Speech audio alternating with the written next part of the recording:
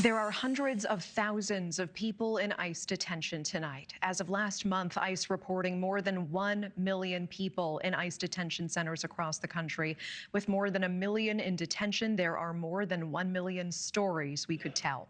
But tonight we are focusing on one family after a man who was the primary caregiver for his severely disabled son was detained by ICE during a routine immigration check in Dallas. His son unable to eat, drink, or walk, depending on a feeding tube. The father, Maher Tarabishi, would clean that feeding tube, crushing up his pills, injecting them into the feeding tube with a syringe. He would use a suction to keep his son from choking. Well, his son passed away.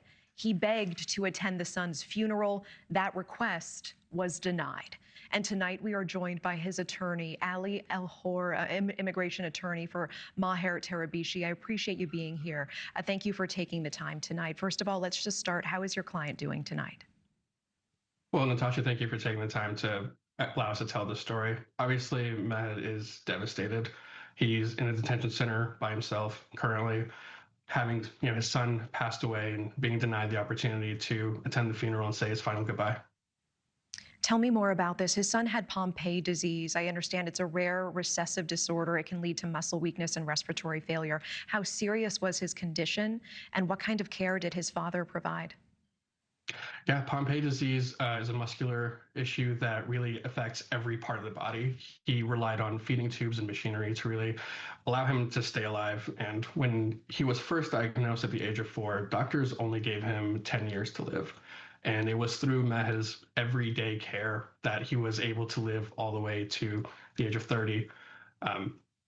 It's really a testament to Maher's, putting his life aside and putting it completely towards Wet's care, giving him the care that only he could provide. And that was evident by the fact that shortly after he was detained, Wet's situation deteriorated pretty quickly. Yeah, his son released a statement. His son saying, quote, "Without him, I am nothing. Without him, I cannot survive." How long did he survive after his father was taken by ICE?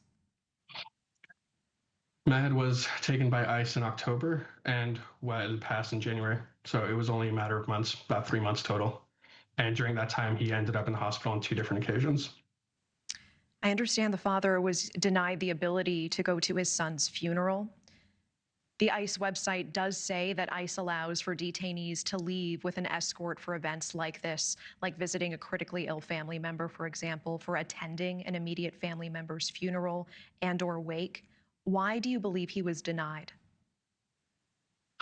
We were not given an official reason as to why he was denied. Obviously, they go back to their claims regarding Maher, but at the end of the day, when I spoke to the officer, he told me that in the past he had been able to take detainees to events like funerals, but under the current administration, those trips have not been allowed.